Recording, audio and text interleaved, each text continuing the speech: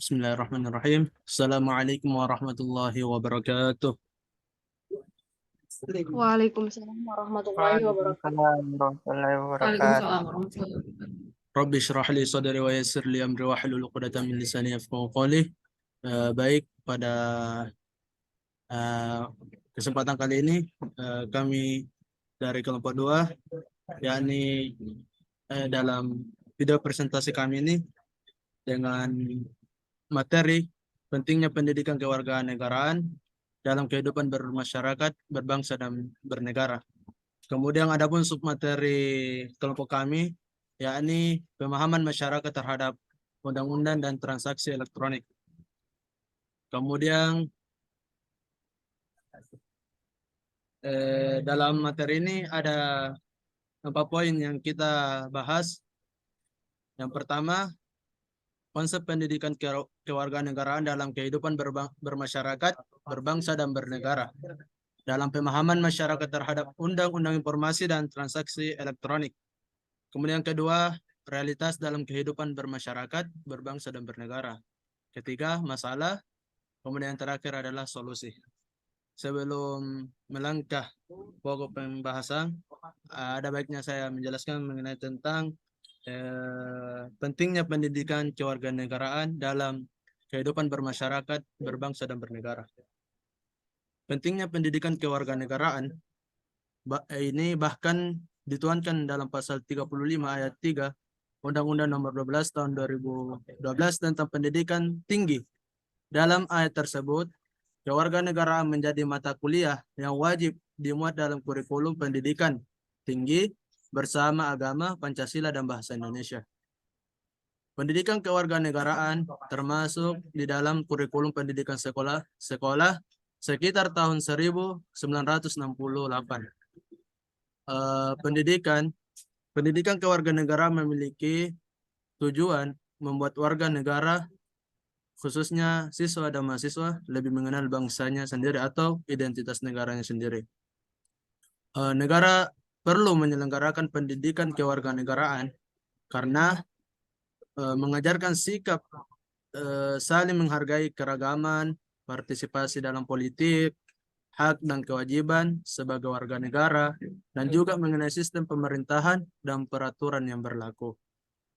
Kemudian yang selanjutnya itu mengenai submateri, yakni konsep pendidikan kewarganegaraan dalam kehidupan bermasyarakat, berbangsa dan bernegara. Oleh karena itu kami persilakan kepada Saudari Anissa Badilatul. Oleh karena itu kami persilakan.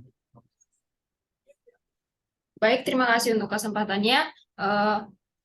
Di sini saya akan memaparkan materi tentang konsep Undang-Undang ITE. Nah, Undang-Undang Nomor 9 sebelum itu perlu kita tahu bahwa Undang-Undang Nomor 19 tahun 2016 itu menjelaskan tentang perubahan atas Undang-Undang Nomor 11 tahun 2008 tentang informasi dan transaksi elektronik. Artinya apa? Di sini sebelumnya itu telah ada undang-undang terkait ITE yang dibuat pada tahun 2008. Namun seiring dengan berkembangnya zaman dan kemajuan teknologi dan informasi, pemerintah khususnya bagian informasi melakukan perubahan terkait undang-undang tersebut. Nah, apa saja perubahan dan apa saja perubahan terkait undang-undang ITE tersebut? Nah, sebelum itu saya harus menjelaskan bahwa alasan dari perubahan undang-undang tersebut karena bertujuan untuk memperbaharui dan memperbaiki regulasi terkait penggunaan internet dan teknologi informasi di Indonesia. Nah, beberapa poin penting terkait perubahan undang-undang ITE, kami memuat 5 hal. Yang pertama, pengaturan tentang pornografi dan konten negatif di internet yang lebih tegas. Nah, kita semua tahu bahwa konten pornografi dan konten negatif di internet, di media sosial itu menyebar dengan luas dan begitu cepatnya seiring dengan berkembangnya zaman dan berkembang pesatnya akses teknologi dan informasi. Saat ini bisa kita lihat bahwa semua orang bisa mengakses informasi melalui media sosial. Oleh sebab itu, pemerintah mengambil langkah tegas yang lebih tegas terkait konten pornografi dan konten negatif tersebut. Nah, yang kedua, peraturan tentang pencemaran nama baik dan ujaran kebencian. Nah, saat ini media sosial juga menjadi salah satu media untuk melakukan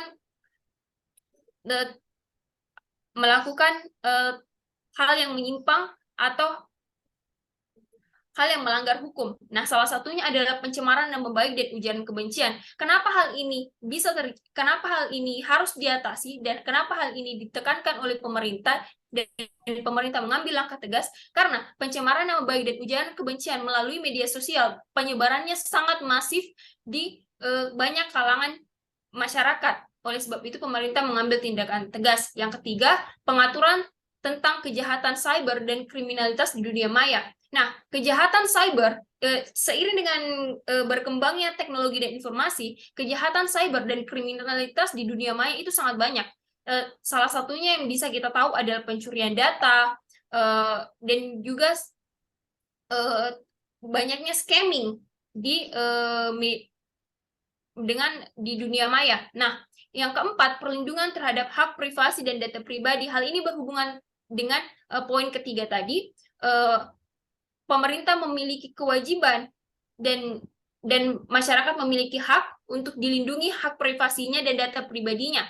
Nah, yang kelima, pengaturan tentang tanggung jawab platform internet dan penyelenggara jasa aplikasi daring. Nah, di sini pemerintah melakukan tindakan upaya tegas dengan membuat peraturan perundang-undangan yang lebih detail terkait jasa platform internet. Jadi tidak semua platform internet itu bisa langsung semudah itu mendapatkan izin untuk diberikan akses di Indonesia. Nah, kenapa?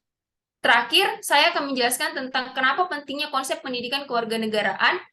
Nah, pentingnya konsep pendidikan kewarganegaraan yaitu sebagai upaya untuk membentuk kesadaran dan kemampuan warga negara dalam memahami, menghargai, dan mempraktikkan nilai-nilai kebangsaan dan kemanusiaan. Nah, sebagai warga negara yang baik, kita harus memahami bahwa Undang-Undang ITE memiliki peran penting dalam menjaga keamanan dan ketertiban masyarakat di dunia maya. Namun di sisi lain, Undang-Undang ITE juga dapat menimbulkan konflik dan penyalahgunaan kekuasaan jika tidak diimplementasikan dengan benar. Terima kasih atas kesempatannya. Saya kembalikan ke moderator. Baik, itulah tadi mengenai konsep pendidikan kewarganegaraan dalam kehidupan bermasyarakat, berbangsa dan bernegara dengan submateri pemahaman masyarakat terhadap undang-undang dan ITE.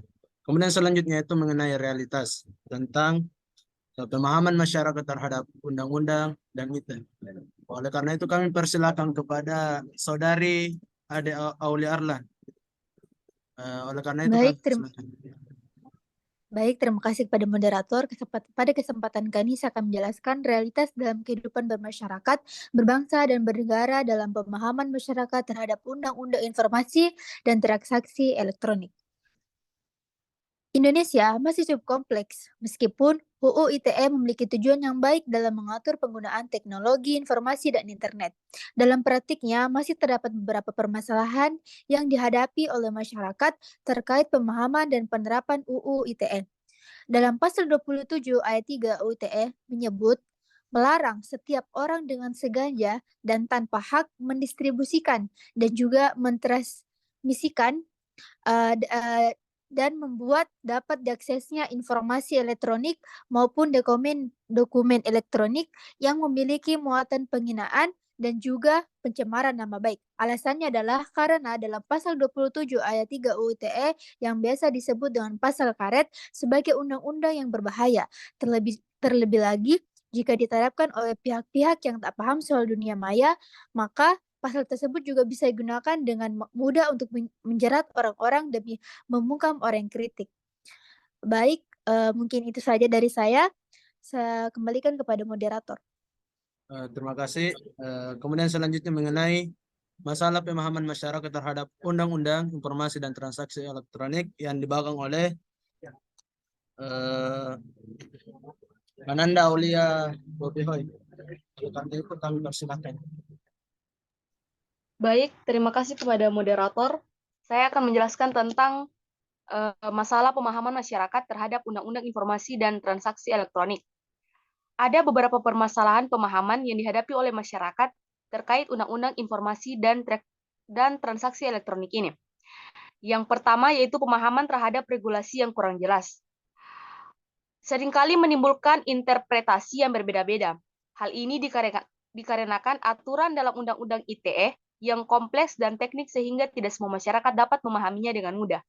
Selanjutnya, yang kedua, penegakan hukum yang tidak konsisten masih menjadi permasalahan yang dihadapi masyarakat. Beberapa kasus pelanggaran Undang-Undang ITE yang dianggap tidak sesuai dengan fakta atau tidak sebanding dengan tindakan yang dilakukan masih sering terjadi. Hal ini menimbulkan kekhawatiran masyarakat bahwa penegakan hukum terkait Undang-Undang ITE tidak konsisten dan dapat menimbulkan ketidakadilan. Yang ketiga, penggunaan Undang-Undang ITE untuk membatasi kebebasan berekspresi. Digunakan untuk membatasi kebebasan berekspresi di dunia maya.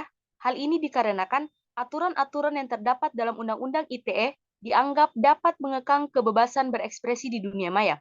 Dan yang terakhir, penerapan sanksi yang berlebihan juga menjadi permasalahan yang dihadapi masyarakat. Beberapa masyarakat menganggap bahwa sanksi yang diterapkan terhadap pelanggar Undang-Undang ITE tidak sebanding dengan tindakan yang dilakukan dan dapat menimbulkan dampak yang merugikan bagi pelanggar dan keluarganya. Sekian dari saya kembalikan kepada moderator. Terima kasih. Kemudian selanjutnya mengenai solusi pemahaman masyarakat terhadap Undang-Undang Informasi dan Transaksi Elektronik yang akan dibawakan oleh saudari kita, saudari Tahan. Oleh karena itu kami persilahkan. Baik, terima kasih atas kesempatan yang diberikan. Di sini saya akan menjelaskan tentang solusi pemahaman masyarakat terhadap Undang-Undang Informasi dan Transaksi Elektronik. Untuk meningkatkan pemahaman masyarakat terhadap Undang-Undang Informasi dan Transaksi Elektronik atau UU ITE, berikut beberapa solusi yang dapat dilakukan. Yang pertama yaitu melakukan sosialisasi dan edukasi yang lebih intensif. Nah, di sini sosialisasi yang dapat dilakukan melalui berbagai saluran seperti kampanye media sosial, seminar, pelatihan, dan kegiatan-kegiatan lainnya yang dapat meningkatkan pemahaman masyarakat tentang Undang-Undang ITE. Yang kedua itu memperjelas regulasi dalam Undang-Undang Informasi dan Transaksi Elektronik. Regulasi dalam Undang-Undang ITE perlu diperjelas sehingga lebih mudah dipahami oleh masyarakat. Hal ini dapat dilakukan melalui penyusunan paduan praktis yang menjelaskan secara rinci dan mudah dimengerti tentang aturan-aturan dalam Undang-Undang ITE. Selain itu, pemerintah juga perlu membuka ruang dialog dengan para ahli dan masyarakat agar regulasi dalam Undang-Undang ITE lebih sesuai dengan kebutuhan dan perkembangan teknologi informasi yang saat ini. Yang ketiga yaitu penegakan hukum yang adil dan transparan. Penegakan hukum terkait Undang-Undang ITE perlu dilakukan secara adil dan transparan agar masyarakat merasa bahwa hukum diterapkan dengan baik dan tidak diskriminatif. Selain itu, pemerintah juga perlu mempertimbangkan aspek keadilan dalam penerapan sanksi sehingga sanksi yang diberikan tidak berlebihan dan sembarangan dengan tindakan yang dilakukan oleh pelanggar. Yang keempat yaitu mendorong partisipasi masyarakat. Pemerintah dapat melakukan partisipasi masyarakat dalam pengambilan keputusan terkait kebijakan Undang-Undang ITE. Masyarakat dapat dilibatkan dalam proses konsultasi publik atau forum-forum diskusi terkait kebijakan Undang-Undang ITE, sehingga mereka dapat memberikan masukan dan perspektif yang beragam tentang regulasi dalam Undang-Undang ITE. Itulah materi yang dapat saya sampaikan. Saya kembalikan kepada moderator. Terima kasih kepada saudari Aitahan. Kemudian itulah tadi beberapa penjelasan mengenai pemahaman masyarakat terhadap undang-undang yang ITE, di mana kita tahu tadi bahwa konsep pemahaman masyarakat terhadap undang-undang dan ITE, kemudian realitas, masalah dan solusi. Kemudian yang terakhir itu kesimpulan yang akan dibawakan oleh saudara kita yakni Bayu Alamsyah. Oleh karena itu kami persilakan. Baik, saya akan bacakan kesimpulan dari materi yang tadi kita jelaskan. Yang pertama, pendidikan kewarganegaraan merupakan salah satu pembelajaran atau mata kuliah yang diatur dalam Undang-Undang Dasar 1945 sebagai mata kuliah yang wajib bagi setiap sekolah dan perguruan tinggi dengan tujuan agar siswa dan mahasiswa lebih mengenal identitas bangsa sendiri dan juga merupakan salah satu penilaian yang dapat membentuk warga negara menjadi pribadi yang cerdas, intelek dalam mewujudkan keadilan sosial bagi seluruh rakyat Indonesia dalam perkembangan ITE. Mungkin itu saja. Saya kembalikan ke moderator. Baik, terima kasih. Itulah tadi kesimpulan dari materi kelompok kami tentang pemahaman masyarakat terhadap undang-undang dan ITE. Oleh karena itu, apabila ada kesalahan dan kekurangan, itu datanya dari milik pribadi sendiri dan kesempurnaan itu milik Allah Subhanahu wa taala. Kami tutup dengan ucapan wabillahi taufiq wal hidayah. Assalamualaikum warahmatullahi wabarakatuh.